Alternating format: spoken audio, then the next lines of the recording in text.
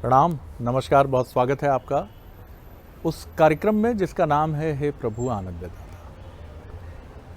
और कार्यक्रम को लेकर लगातार आप हमें लिख रहे हैं, आपकी रिएक्शंस मिल रही हैं। तो बहुत अच्छा हमें लगता है कि जो व्हाट्सएप नंबर आपकी स्क्रीन के निचले हिस्से पर डिस्प्ले है 7000969440, इस नंबर पर आप लगातार हमें प्रतिक्रियाएं भेज रहे हैं। एक बार फिर मैं ये नंबर दोहराता हूँ 7000969440। और आपकी प्रतिक्रियाएं हमें ये भी बता रही हैं कि आप बहुत सारे अपने से जुड़े अपने अनुभवों को भी हमारे साथ साझा कर रहे हैं। आज एक जो हमारे पास प्रश्न आया है ये उत्तर प्रदेश से आया है और इसे भेजने वाले एक सेवानिवृत्त प्रोफेसर हैं। इनका नाम है प्रोफेसर सुधीर पांडे, प्रतापगढ़ से ये रहने वाले हैं। और इन्होंने एक कोटेशन का उल्लेख करते हुए हमें भेजा है ये अपना प्रश्न क्या है, मुझे लगता है एक समीक्षा है। ये अपनी आत्मकथा भी लिख रहे हैं इन दिनों और इनका कहना है कि ये कोई पढ़े ना पढ़े, ये कहते हैं कि मैं बहुत बड़ा व्यक्ति नहीं हूँ, स्वांतः सुखाय के लिए लिख रहा हूँ और कोई विवाद कंट्रोवर्सी नहीं है, लेकिन मेरी आत्मकथा मेरी ही कमज़ोरियों का अध्याय हुई। मैं जीवन पर्यंत अपनी कमज़ोरियों से लड़ता रहा हूँ और उनसे मैं कितना सफल कितना असफल रहा ये भी मैं जानता हूँ। उन्हीं का विवरण मैं दर्ज करूँगा। और जो कोटेशन इन्होंने हमें भेजी है वो बड़ी दिलचस्प है। पश्चिम के किसी विचारक की कोटेशन इन्होंने हमें भेजी है कि रहस्य उन्हें ही सबसे ज़्यादा प्यारा होता है जिन्हें इसे उजागर करना भी प्रिय होता है। मैं फिर दोहराता हूँ, रहस्य उन्हें ही सबसे ज़्यादा प्यारा होता है जिन्हें इसे उजागर करना भी प्रिय होता है। देखिए, यहाँ रहस्य के अर्थ ये नहीं है कि आप सेना में हैं, डिफेंस में हैं, आपके ऊपर एक आचार संहिता है और वो प्रभावशील है। वो रहस्य उजागर करना कहीं ना कहीं अपने कर्म सिद्धांत की अवहेलना है। किसी की मान मर्यादा को धूल धूसरित करने वाले रहस्य को भी उजागर करना नीति शास्त्र की उपेक्षा और अवहेलना है। हाँ, आप और हम अगर किसी भी रहस्य को उजागर कर सकते हैं तो वो हम अपने से जुड़े रहस्य को उजागर कर सकते हैं। जैसा हम शहादत हसन मंटो की कहानियों में पढ़ते हैं कि ग्रे शेड्स के जो कैरेक्टर्स होते हैं उनके चरित्र में एक विराट और एक उदात्त स्वरूप लेखक ने प्रस्तुत करने की कोशिश की है, जो एक बड़ा ही कॉन्ट्राडिक्टरी, एक विरोधाभासी तथ्य है कि एक तरफ ये अपराध की दुनिया का व्यक्ति, जैसा हम 70 के दशक में सुनते थे कि चंबल में जब दस्यु कुछ मोहर सिंह, माधव सिंह जाते थे तो घर में कोई महिला है तो उसको पैर पड़कर कहते थे, बहन आप किनारे बैठो, आप हमारी परम आदरणीय हो। और घर में जो भी है उसको ले जाने के बाद बहन को कुछ पैसे भी देकर जाते थे। ये रॉबिन हुडी अंदाज है। लेकिन ये पक्ष भी एक था। इनका ये कहना है कि मैंने जीवन में सबसे ज़्यादा जो कष्ट उठाया है, जो मैं अपनी आत्मकथा का एक प्रमुख चैप्टर डेवलप कर रहा हूँ, वो है अकेलेपन से डरना। हम सब कहते हैं कि थोड़ा एकांत मुझे मिल जाए, मुझे समय मिल जाए, लेकिन जैसे ही ये एकांत आता है, हम बीमार होते हैं, बिस्तर पर होते हैं तो 2 दिन बहुत अच्छा लगता है, 3 दिन बहुत अच्छा लगता है, 6ठे-7वें दिन से जब आगंतुकों का आना कम हो जाता है और घर में भी बीमार की तीमारदारी कम होने लगती है तो बीमार परेशान हो जाता है। आप किसी नए शहर में नौकरी के लिए जाते हैं तो परेशान हो जाते हैं क्योंकि पुराने शहर के यार दोस्त मित्र मिलना जुलना सब बहुत याद आता है। जब आप अपने उस कमरे में आते हैं, उस कक्ष में आते हैं जहां आप रहते हैं, तो आपको टेलीविज़न से लेकर पत्र पत्रिकाएं उठाकर सब खाने के लिए दौड़ती हैं। और जैसे ही जीवन का चौथा चरण आता है और जिस क्षण ये पता चलता है कि अब तो दफ्तर जाना भी सेवानिवृत्ति के बाद बंद होगा, उस क्षण आपके मन में बहुत सारा एक भय व्याप्त हो जाता है। इन्होंने कहा, मैंने बहुत लड़ाई लड़ी है इस अकेलेपन से, इस अंधकार से, और लोग कहते हैं कि अकेलापन ज्ञान का वाहक है, लेकिन मैं इसको मानता हूं कि मेरे जीवन में तो ये डर का संवाहक रहा है। लेकिन मैं सफलतापूर्वक इससे लड़ने की कोशिश करता रहा हूँ। तो ये यही जानना चाहते हैं, भूमिका इनकी लंबी हो गई थोड़ी सी, कि अकेलेपन रूपी इस डर से हमारी लड़ाई किस तरह होनी चाहिए, और जब ये अकेलापन हमारे साथी है तो फिर इस अकेलेपन से कैसे मित्रता करें। चलिए, प्रणाम करता हूँ पांडे जी, आपका प्रश्न बहुत गहरा है और आप जिस आत्मकथा को लिख रहे हैं, आप जिस भी फोरम पर वो अवेलेबल हो सर, मुझे ज़रूर सूचित करिएगा। मैं सबसे पहले उसको मंगवाने की कोशिश करने वाले पाठकों में से रहने का प्रयास करूंगा। आपके प्रश्न को ले चलता हूं मानस मर्मज्ञ, भगवत गीता के अध्येता डॉक्टर सुरेंद्र बिहारी गोस्वामी जी के समक्ष। प्रणाम कर रहा हूं गोस्वामी जी, भूमिका लंबी हो गई, क्षमा चाहूँगा। नहीं, भूमिका इसमें लंबी नहीं, इसकी भूमिका ही इसके प्रश्नों का उत्तर है जी। पहले मैं एक बड़ा सुस्पष्ट आपको कर दूं कि रहस्य और गोपनीयता में अंतर है। जी, बिल्कुल ठीक कह रहे हैं। रहस्य और गोपनीयता में जो आप हाँ, अपने चिंतन में कह रहे थे और सीक्रेट, गोपनीयता जो है अपने कर्तव्यों के प्रति बनी रहती है, चाहे वो जिस भी प्रकार की प्रक्रियाओं में हो। हमारे यहाँ तो संविधान की गोपनीयता की शपथ लेते हैं। बिल्कुल ठीक। हम संविधान का शपथ लेते हैं कि अपने कर्तव्यों की गोपनीयता नहीं व्यक्त करेंगे। वहाँ रहस्य नहीं है, रहस्य गोपनीयता में रहस्य होता ही नहीं है। दूसरा, मैं पांडे जी के चिंतन को सुनकर आनंदित हूँ और पांडे जी से मैं केवल पहले एक ही निवेदन करना चाह रहा हूँ कि मुझे प्रसन्नता है कि अब आप अकेले नहीं रहे। मुझे बहुत प्रसन्नता है जी। ऐसे कम लोग रहते हैं हाँ, जो जिनको भ्रम है भीड़ में कि वो बहुत सारे लोग उनके आसपास हैं, लेकिन वो अकेले होते हैं। लेकिन जब पांडे जी की मनोस्थिति को प्राप्त हो जाते हैं तो फिर वो अकेले नहीं होते, फिर उनके साथ साक्षीभूत यथार्थ में हो जाता है। जब आप अपनी आत्मकथा को व्यक्त करते हैं तब आपकी आत्मा आनंद में होती है और वो प्रत्यक्षता आपके साथ सानिध्य प्रदान करने लगती है। तो आप तो आत्मसात कर रहे हैं और अपनी आत्मानुभूति को व्यक्त कर रहे हैं, तो ऐसी स्थिति में आप बिल्कुल अकेले नहीं हैं। साक्षी गोपाल जी आपके पास ही बैठे हुए हैं, परमात्मा उस आत्मा स्वरूप में आपके बिल्कुल सन्निकट और सानिध्य में है। अब हम देखें कि रहस्य है क्या। रहस्य की बड़ी मूलता है। रहस्य के दो भाग हो सकते हैं, रहस्य अंधेरा भी हो सकता है, रहस्य प्रकाश भी हो सकता है। अगर रहस्य अंधेरा है तो इसका अर्थ होता है वो प्रकाश से दूर है, प्रकाश का अभाव है, वहां पर वो खोखला है। और रहस्य में अगर प्रकाश है तो वो आवरण की परतों को निकालना होगा हमें, ताकि हम उस प्रकाश को प्राप्त कर सकें। आप ध्यान रखिए, परत को निकालना होगा, उनको एक एक परतों से निकालना होगा, तब फिर कहीं जाकर वो रहस्य का प्रकाट्य हमारे सामने होगा। इसे अध्यात्म की भाषा में गूढ़ कहते हैं। गूढ़, गूढ़ रहस्य का आध्यात्मिक नाम है। इसमें बड़ी गूढ़ता है। और गूढ़ता कहाँ होती है? एसु सर्वेषु भूतेषु गूढ़ात्मा न प्रकाशते। जब भी हम कहते हैं कि परमात्मा हमें दिखता क्यों नहीं है, तो हम कहते हैं वो गूढ़ात्मा है। वो आत्मा के रूप में रहस्यमय आपके अंतर चित्त में विद्यमान रहता है, जो अनुभूति का विषय है। वाह वाह, बहुत सुंदर। तो जो अनुभूति का विषय है, उस अनुभूति के प्राप्त ज्ञान को ये लिखने का काम कर रहे हैं, उसको आत्मकथा कहते हैं। तो अनुभूति में बस ये विचलन ये ना प्राप्त कर लें कि ये शरीर से घटने वाली घटनाओं को ही व्यक्त करें और उस आत्मा अनुभव को बांटने से रह जाएं, जो लोगों के लिए एक बड़ी महत्वपूर्ण मूल्यवान निधि होगी। बिल्कुल। तो ये ना लिखें कि मैं इस समय वहाँ था तो मुझे ऐसा अनुभव हुआ, मैं इस समय वहाँ था तो मेरे साथ ऐसी घटना हुई, फिर मेरे साथ वो हो गया तो मैंने ये किया। तो फिर वो जो है वो फिर आत्म अनुभूति नहीं होगी, फिर वो आत्मकथा नहीं होगी। आत्मकथा, इनको आत्मकथा लिखना चाहिए कि सचराचर सृष्टि में रहते हुए ये तो ज्ञान पथ के पथिक वैसे ही रहे, ज्ञान का प्रकाश बांटा है। प्रोफेसर का मतलब ही होता है हु प्रोफेस द प्रॉब्लम। जो समस्या के विरुद्ध समाधान की रोशनी लिए खड़ा होता है उसे प्रोफेसर कहते हैं, जिसे आप कहते हैं आचार्य। तो अब तो ये परमाचार्य की श्रेणी में आ गए। तो इन्हें जो है आत्म प्रकाश वो व्यक्त करना चाहिए।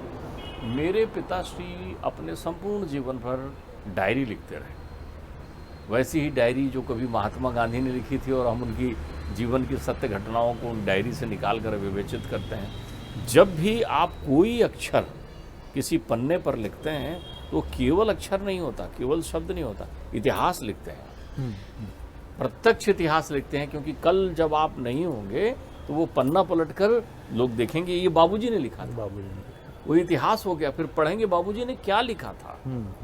तो उनकी आदत थी वो अपनी दैनंदिनी की घटनाओं को लिखा करते थे। आज फलाने पुत्र को ये दिशा निर्देश दिया, आज फलाने सेवक के साथ ये हो गया। वो उनके अमर पन्ने, आज मुझे अपार प्रसन्नता हुई, आज मुझे अपार दुख की अनुभूति हुई, पारिवारिक संवेदनाओं को भी वो लिखा करते थे।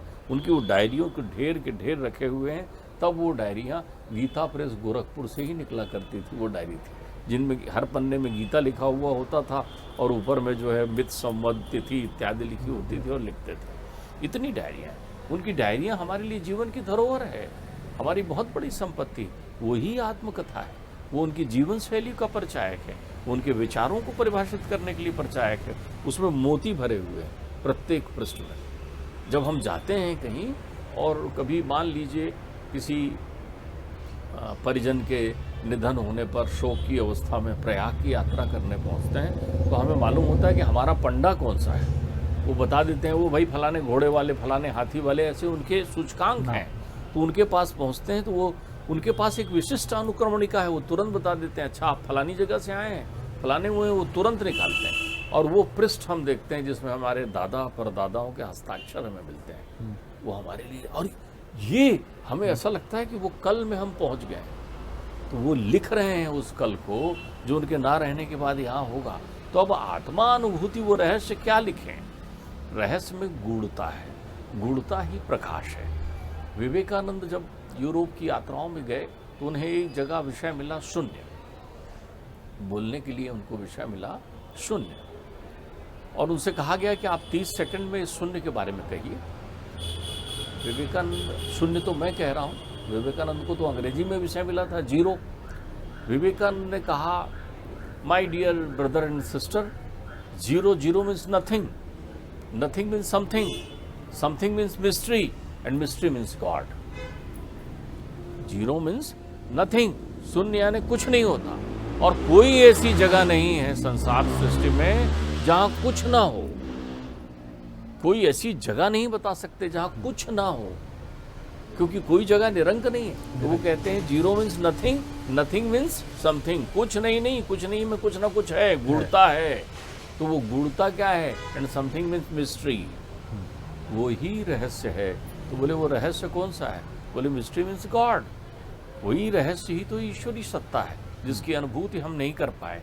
तो हमारे जीवन में जो रहस्य है उसी को हम लिखने बैठे हैं, और वो रहस्य है आत्मा।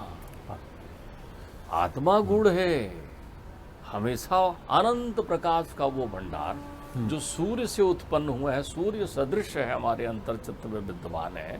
वो किस स्थान पर विद्यमान है उसका कोई स्थान नहीं है। आज तक कोई चिकित्सक ऐसा नहीं हुआ जो आत्मा का ऑपरेशन करे, जो अपन जाके कहें कि साहब मेरी आत्मा में सर्दी खांसी हो गया है, देख लें, मेरे शरीर में ही सर्दी खांसी हो गया। आदि व्याधि से जो मुक्त है उस रहस्य को बताएं आप, उसको लिखें कि आप उनके कितने करीब पहुंचे थे, आपने कितने अनंत चित्त बहुत की सुंदर व्याख्या आपने रहस्य की है। इनका जो दूसरा प्रश्न है वो, उसमें मेरी और अधिक रुचि है। हमने कोविड के टाइम भी ये देखा, पहली लहर और दूसरी लहर में, कि लोगों को कष्ट कोविड से अधिक एकांत से हुआ। हॉस्पिटल में जब परंपरागत रूप से किसी आदि व्याधि में, जो किसी संक्रामक रोग की तरह नहीं होती, परिजनों का आना जाना हॉस्पिटल में आपके कक्ष तक होता है, कोविड में ये नहीं था।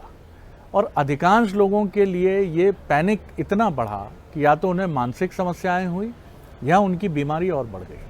अकेलापन इतना क्यों डराता है व्यक्ति को?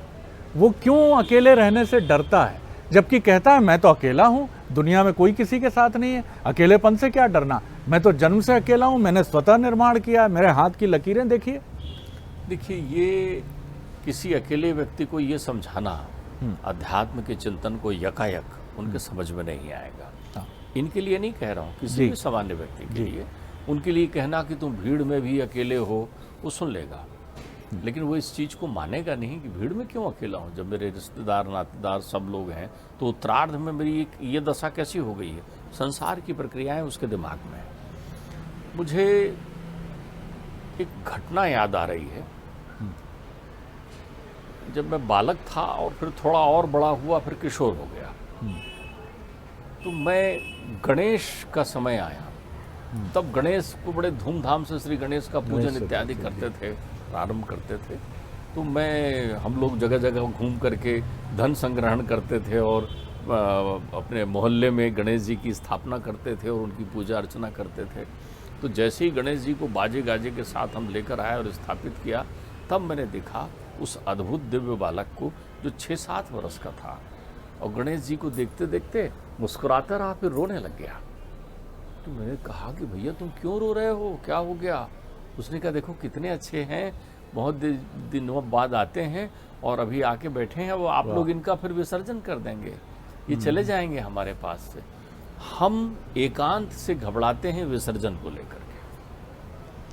हम जो है बहुत दिव्य मूर्ति को धारण करके रखे हुए हैं शरीर रूपी संसार में, ये बड़ी दिव्य मूर्ति लेकर चलते हैं, लेकिन हम अपने इस विसर्जन से घबराते हैं, पंचभूतों को पंचभूत में विलीन करने से घबराते हैं। बहुत सुंदर बात। यदि हमारा शरीर क्षयग्रस्त हो जाता है तो हम घबराते हैं। यदि हमारे शरीर में कोई आधी व्याधि आ जाए कि जिसमें सुनिश्चित रूप से शरीर का विनाश निश्चित हो, तो हम भयाक्रांत हो जाते हैं। शरीर का विसर्जन करना होता है तो हम अकेले से तब घबराते हैं जब हमारे अंतर्चित्त में विसर्जन उत्सव नहीं होता है। अगर विसर्जन उत्सव हो तो हम सहजता से कहें आहा अब ये बुढ़ापा आ गया है, अच्छा ये बीमारी आ गई है, अच्छा अब ये देखो ये सब ये स्वार्थ के प्रपंच वाले संसार के लोग देखो वो मुझे नमस्कार 4 बार करता था लेकिन अब तो मेरी तरफ देखता नहीं, वो मेरे आसपास घूम। तो हम इस यथार्थ को आत्मसात करने लग जाएं, क्योंकि तैयारी विसर्जन की। जो कोविड में थे वो भयाक्रांत थे कि कहीं ये विसर्जित ना हो जाए।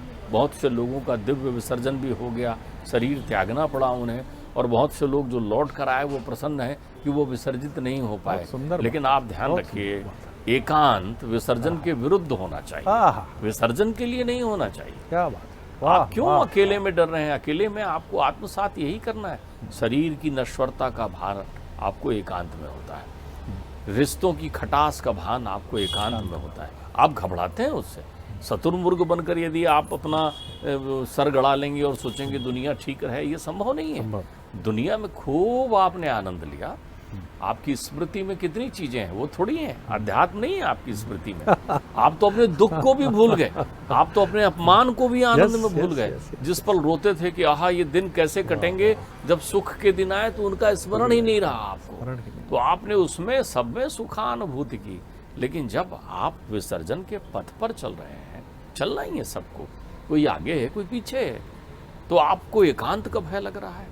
किसमें? यही तो आपको सृष्टि समझाना चाहती है, यही तो आचार्य कहते हैं कि संसार स्वप्न तजमोह निद्रा, यही तो लोग बताना शुरू किए थे। तो अब आपको उसको आनंद लेने की विषय वस्तु है। अच्छा, शिव जी समाधि लगाए बैठे हैं, कभी शिव जी ने नहीं कहा किसी से कि सुनो मुझे एकांत से बड़ा भय लगता है, मैं अकेला हूँ, कोई नहीं रहता मेरे साथ। क्यों? सारा सृष्टि संचार माया उन्हीं के आंगन में खेल रही है। तो वो माया जो थी वो आज भी तुम्हारे पास है। कभी कृष्ण ने किसी से नहीं कहा, कभी राम ने किसी से नहीं कहा। उस संत का चिंतन करिए जो सुदूर अप्रवासी प्रवासी बनकर रहता है और ना उसके कोई आश्रम है, ना कोई उसके शिष्य हैं। मैं गया था अभी केदार की यात्रा में, वहाँ देखा बहुतेरे लोग आराम से खोह में बैठे हुए हैं, 2 टिक्कड़ बनाया किए और एक रुद्राक्षी माला ली और त्रिपुंड लगाया और निकल पड़े। जिसने जो दे दिया तो भोग ग्रहण कर लिया, वहीं रहे। मैंने पूछा महाराज हम तो कभी नहीं जाते यहाँ से, हम जाते ही नहीं, बोले जब तक शरीर है हम यहाँ सेवा में रहेंगे। तो उनको एकांत नहीं लगता होगा। मूल रूप से ये विरक्ति का स्वांग रचते हैं ऐसे लोग, आसक्त होते हैं। हमको एकांत नहीं, हमारी आसक्ति तकलीफ देती है। हमें वो दिन ध्यान आते हैं, अच्छा हम सोचते हैं एक बार फिर से आ जाता वो समय, तो कैसे? आप उम्र का स्वागत क्यों नहीं कर पाते? एक उम्र होती जब तक तो आप हैप्पी बर्थडे खूब करते हैं, खूब फुलझड़ियाँ और अगरबत्ती और दुनिया की चीज़ें जलाते बुझाते हैं, सब करते हैं, तब तो खुश रहते हैं। 25 का हो गया, 27 का हो गया, अब फिर जब ये शुरू होता है 60 का हो गया, 65 का हो गया, तो आपको एकांत लगने लगता है। आप संसार की उस आसक्ति से विरक्त नहीं है। तो ध्यान रखिए, विरक्त होते हुए आसक्त रहना एकांत है आज के समय में। अकेलापन उसी को कहते हैं। यही बहुत सुंदर सूत्र है, विरक्त होते हुए आसक्त होना, अटैचमेंट के साथ डिटैचमेंट। यही गीता है, यही गीता दर्शन है। और कितना सुंदर, मैं तो अभिभूत हूँ सुनकर आज का ये डिस्कोर्स प्रोफेसर साहब के साथ। और कितनी सुंदर बात है कि आज हमारे भय का जो कारण है वो कारण क्या है? 30 तक तो जन्मदिन है, 30 के बाद उत्तर यही होता है कितने साल के हुए, 30 प्लस, 40 प्लस, 50 प्लस, क्योंकि आप डरने लगते हो, क्योंकि आप चाहते नहीं हो आपकी उम्र किसी को पता चले। और जो अपनी उम्र को उत्सव की तरह बांटते हैं उनसे जरा पूछिए, वो उनके मन में कोई भय नहीं है। हाँ हाँ बिल्कुल, मैं इतने वर्ष का हो गया, अरे आप तो बहुत बूढ़े लगने लगे रहे, अब नहीं लगूंगा क्या? और किसी को कह दिया तो उसकी हालत खराब हो गई। उस दिन वो जाकर और फेशियल कराने में जुट गया और बेहतरीन डाई चुना अपने हेयर के लिए, अपने बालों के लिए, और ज़्यादा फिटनेस के लिए एनर्जी ड्रिंक्स देखे। नहीं साहब, ये नहीं। कपिल देव कभी विश्व कप के प्रणेता थे, अब कमेंटेटर हैं। क्या वो किसी दिल्ली में चैनल के स्टूडियो से निकलते हैं तो ट्रैफिक रुक जाता है सड़क पर? अब ये ट्रैफिक रुकता है विराट कोहली के लिए और रोहित शर्मा के लिए। क्या ये समय का सत्य नहीं है? कभी उनके लिए था, अब ये इस पीढ़ी के लिए है। और ये किसका सत्य नहीं है? हर अभिनेता, एक बार मुंबई के एक नामचीन प्रोड्यूसर ने मुझसे कहा इंटरव्यू के लिए, उन्होंने कहा यहाँ की अनेक अभिनेत्रियों को ये गुमान रहता है और वो उस भ्रम को बनाए रखती हैं कि वो ट्रैफिक से निकलेंगी तो जानबूझकर कहती हैं कांच नीचे मत करना क्योंकि लोगों की भीड़ घेर लेगी। और हम मन ही मन सोचते हैं अब आपको कौन उस तरह से देखता है और पहचानता है। लेकिन ये भ्रम हमारा ही तो बनाया हुआ है। मैं बहुत बड़ा पत्रकार रहा हूँ भाई साहब। एक समय ये निवास जहाँ राजप्रासाद हैं, ये मेरी प्रतीक्षा करते थे, यही दुख का कारण है। थे अटके आप वही हैं जी। देखिए, मैं आपको बताऊं, हम अतीत को साथ लिए चलते हैं, रोना ये रोते हैं कि हमें अकेलापन मिला हुआ है। ये अतीत छोड़ दो ना तो अकेले नहीं रहोगे। ये अतीत जो है वो आपको तकलीफ देते रहता है। देखिए, एक बड़ी सुंदर प्रसंग आप जो बता रहे थे तो मुझे ध्यान आया, जो लोग शरीर को जीवन का आकर्षण मानकर जीते हैं वो स्वरूप का आनंद नहीं ले पाते जीवन। ठीक बात है। तो जब स्वरूप का आपने नहीं समझा, रूप समझा है, तो जब स्वरूप के दिन आते हैं तो फिर आपका चित्त नहीं लगता, आपको एकांत पसंद नहीं लगता, जबकि एकांत की अनुभूति आपको आपके स्वरूप से भेंट कराती है, उत्तरार्थ से जोड़ती है। एक यात्रा में, एक संस्मरण में दिलीप कुमार ने कभी लिखा था कि दिलीप कुमार जो है वायुयान की यात्रा में टाटा के बगल में बैठ गए, उनके साथ चल रहे थे। अब वो कौन से टाटा थे ये मुझे याद नहीं, जमशेद जी के समय होंगे या रतन जी के समय होंगे, उन्होंने टाटा शब्द मुझे याद है। अब वो उनके बगल में बैठे और वो अपने आराम से कुछ पढ़ने में मग्न थे। तो दिलीप जी ने कहा कि पूरे लोग आतुर हैं मुझे देखने के लिए, इस व्यक्ति का ध्यान ही नहीं गया। उन्होंने स्वतः होकर कहा कहाँ जा रहे हैं, तो उन्होंने बताया जहाँ जा रहे होंगे, तब भी उन्होंने ध्यान नहीं दिया। उन्होंने कहा कि मैं दिलीप कुमार हूँ, तब उनका ध्यान इधर बगल देखा। उन्होंने कहा क्या कुमार हैं आप? बोले मैं दिलीप कुमार हूँ। बोले अच्छा। उन्हें अपना परिचय दिया, मैं फलाने टाटा हूँ। अच्छा, फिर पढ़ने लग गए। फिर उन्होंने कहा कि आप फिल्में नहीं देखते? उनको तकलीफ हो रही थी दिलीप कुमार को कि दिलीप कुमार किसी के बगल में बैठे हैं। तो उन्होंने कहा नहीं, मैं चलचित्र फिल्म वगैरह नहीं देखता। आप कोई काम करते हैं? क्या काम करते हैं? जब दिलीप कुमार को ने कहा, लिखा है कि जब वो ज़्यादा बोलने लगे कुछ, क्योंकि वो अधीर हो गए थे, ध्यान रखिएगा, अधीर होने का अर्थ ही होता है व्यथित हो जाना। सही बात। तो उनको ये व्यथा सहन नहीं हो रही थी। तो उन्होंने कहा, पूछा उन्होंने कि आप क्या करते हैं? दिलीप कुमार से पूछा। बोले मैं फिल्मों में काम करता हूँ। अच्छा काम करते होंगे, ठीक है। आप? मैं कारोबारी हूँ। बोले मेरा ये है। दिलीप कुमार लिखते हैं, मैंने जीवन में सबसे कर्मशील व्यवहारिक पुरुषार्थी आदमी वही देखा। आप किस आकर्षण को जीवन का आधार मान लेते हैं? जो लोग कल्पनाओं में जीवन जीते हैं वो एकांत से घबराते हैं। ठीक कहा आपने। और विसर्जन से भयग्रस्त होना, विसर्जन का अर्थ जीवन ही नहीं है। विसर्जन उन सुख सुविधाओं का तथाकथित जो हमारे साथ किन्हीं कारणों से चलती हैं। और निश्चित तौर पर जब आपका श्रेष्ठ समय होता है, जब आप ज़्यादा उत्पादक होते हैं, फर्टाइल होते हैं, प्रोडक्टिव होते हैं, तो कुछ चीज़ें आपके साथ अनिवार्य रूप से जुड़ती हैं। ऑफिस आना जाना, ऑफिस में रुतबा, ओहदा, उससे जुड़ी सुविधाएं, लेकिन क्या इनका विसर्जन जीवन को दुख से भर देता है? क्या दफ्तर से सेवानिवृत्त होने वाले हर कर्मचारी के पास कोई प्लान नहीं है आगे जीवन का? निश्चित तौर पर नहीं है। अगर वो दुखी है तो इसका मतलब है कि उसने इसके बारे में कभी कुछ सोचा ही नहीं कि वो 60 वर्ष का होगा और उसके बाद उसकी सेवानिवृत्ति का प्लान क्या है। क्योंकि कोई भी व्यक्ति सेवानिवृत्त होते ही अनुत्पादक नहीं हो जाता। वो अपने अनुभव का, अपने श्रम का कोई नियोजन ज़रूर कर सकता है, लेकिन अगर हमारे पास वो प्लान नहीं है तो हम पराश्रित हैं, हम निर्भर हैं, हम डूबे हुए हैं, क्योंकि हमें मालूम है कि अब हमें कुछ नहीं मिल रहा है। तो ये विसर्जन जो नाना प्रकार की चीज़ों का है, इससे बचिए। मैं एक शब्द में अपनी बात खत्म करूं। आपने परतंत्रता में सुख लिया, बिल्कुल सही बात है। और परतंत्रता में आप अकेले नहीं रहे, लेकिन आपका संघर्ष स्वतंत्रता के लिए था ना। अब तो आप परम स्वतंत्र हो गए, फिर अकेले कैसे हो? तो कभी उस गुमनाम व्यक्ति की तरह आपने अपना जीवन जिया है जिसको ध्यान में कहते हैं कि विचार शून्य हो जाना, कि मेरा नाम शरद है, ये मेरा घर है, ये मेरा दफ्तर है, ये मेरी किताब है, ये मेरा मोबाइल है। कभी भूल जाइए इसको। मेले में भटके हुए अपनी पहचान को भी भूल कर घूमते हुए किसी बालक की तरह हो जाइए, क्योंकि विसर्जन के लिए तैयार रहना है। तो कुछ ना कुछ आपको इस तरह का चिंतन रखना होगा जो आपकी सारी स्मृतियों को इरेज करेगा, डिलीट करेगा, जो आपके सुख का कारण बनती हैं और विसर्जन के समय आपके घनघोर दुख का कारण जाने अनजाने में बन जाती है। आनंद आ गया आज की चर्चा से। गोस्वामी जी, हृदय से आपको प्रणाम। आप जीवन की दृष्टि का एक ऐसा मार्ग हमें सुझाते हैं जहाँ पहुंचकर हमें लगता है कि कितना कुछ मिल गया। बहुत हृदय से आपको प्रणाम। अगले एपिसोड में एक और विषय लेकर फिर उपस्थित होंगे। प्रणाम।